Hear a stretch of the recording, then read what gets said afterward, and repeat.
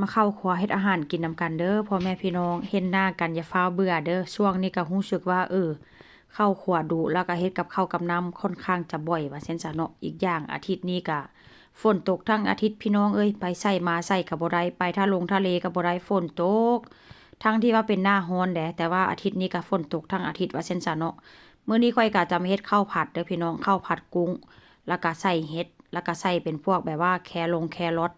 แล้วก็จะมีบวบสเปนมีหัวหอม มีกระเทียมว่าซั่นซะค่อยก็จะรวมกันแบบนี้เด้อธรรมดานี่ก็จะเกี่ยวกระเทียมให้มันสุกก่อนให้มันหอมก่อน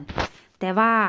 มื้อนี้ค่อยก็จะแบบว่าบ่ได้เกี่ยวกระเทียมให้มันหอมให้มันสุกแบบว่าค่อยจะเอาผักที่ว่าค่อยหั่นหั่นน่ะเอาลงไปผัดพร้อมกันว่าซั่นซะเนาะเพราะว่ามันสุกก็ให้มันสุกพร้อมกัน หลังจากนั้นก็จะเอามันกุ้งลงไปใส่ มันกุ้งนี้ค่อยแกะกุ้งแล้วก็เอาเก็บมันหัวกุ้งหั้นไว้เด้อพี่น้อง แกะเอาขี้เอานั้นออกเรียบร้อย เป็นหยังค่อยเอาใส่ เพราะว่าหยังใส่แล้วก็รู้สึกว่ามันค่อนข้างจะหอมแล้วก็รสชาติก็รู้สึกว่ารสชาติมันดีแล้วมันแซ่บว่าซั่นซะค่อยก็เลยแบบว่าบ่เอาทิ่มส่วนหลายเวลาค่อยผัดหั่นผัดนี่ถ้ามีกุ้งนี่ค่อยจะเอาแบบว่าน้ำมันที่แบบว่าอยู่หัวกุ้งอะนะค่อยจะเก็บไว้ได้แต่ว่าย่าค่อยนี่ย่าค่อยบ่เอาใส่เด้อพี่น้องเวลาค่อยไปเฮ็ดกับข้าวผัดนำเพิ่นนี่เพิ่นจะถามได้ว่าจะเอามันหัวกุ้งไว้บ่ค่อยก็เลยว่า เอาใส่ก็แซ่บได้เพิ่นว่าบ่เพราะว่าเพิ่นบ่เคยกินพี่น้องเพิ่นก็เลยแบบว่าบอกให้ข้อยว่าบ่ต้องเอาใส่มื้อนี้ก็จะใส่เห็ดดำเด้อมื้อนี้เด้อมื้อนี้ก็ค่อนข้างจะเน้นผักแน่หน่อยหนึงแล้วก็กุ้งนี่ก็จะกะจำนวนเด้บ่ใส่แบบพร่ำเพรื่อบ่ใส่คือตะกี้ว่าซั่นซะช่วงนี้ก็จะรักษาแบบว่าเฮลทีได้จักหน่อยพี่น้องเน้นผักเด้ช่วงนี้น่ะเพราะว่างานการก็บ่ได้ไปเฮ็ดมีแต่อยู่บ้านจังซี่น่ะเนาะก็ประมาณว่ากินอีหยังก็บ่ค่อยพร่ำเพรื่อปานใด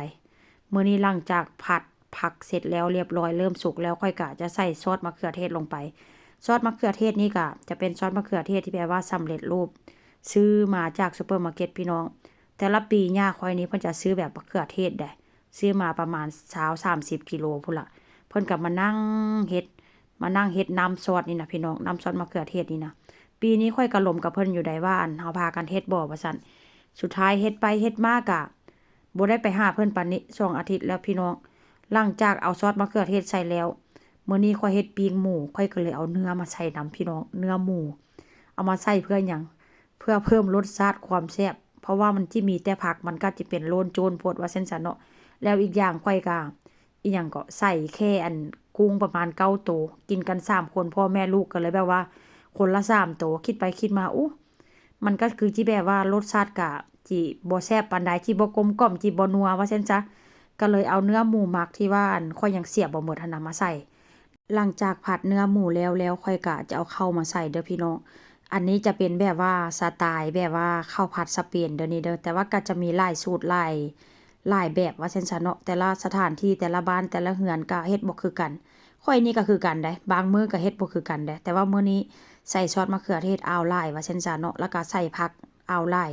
ข้าวนี่ก็บ่ได้ใส่หลายเด้อพี่น้องข้าวนี่ข้อยก็จะใส่น้อยเดียวและก็จะใส่แค่เกลือเด้อาหารสเปนนี่ก็จะใส่แค่นี้ว่าซั่นซะเนาะตอนแรกก็คิดว่าจะใส่แค่ผักคิดไปคิดมา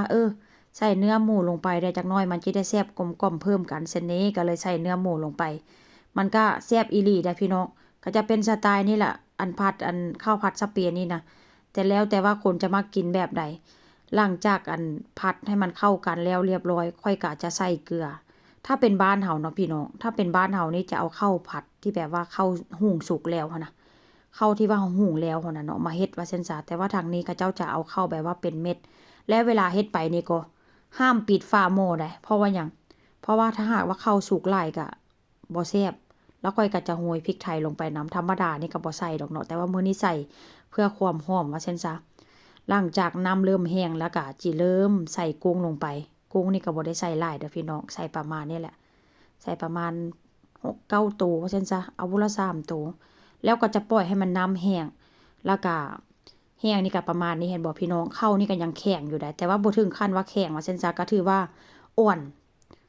แต่แบบว่าบ่ได้อ่อนหลายถ้าหากว่าอ่อนคือแบบว่าข้าวหุงบ้านเฮานี่ผัวข้อยนี่บ่กินเด้อพี่น้องคนทางนี้กินข้าวผัดค่อนข้างแข็ง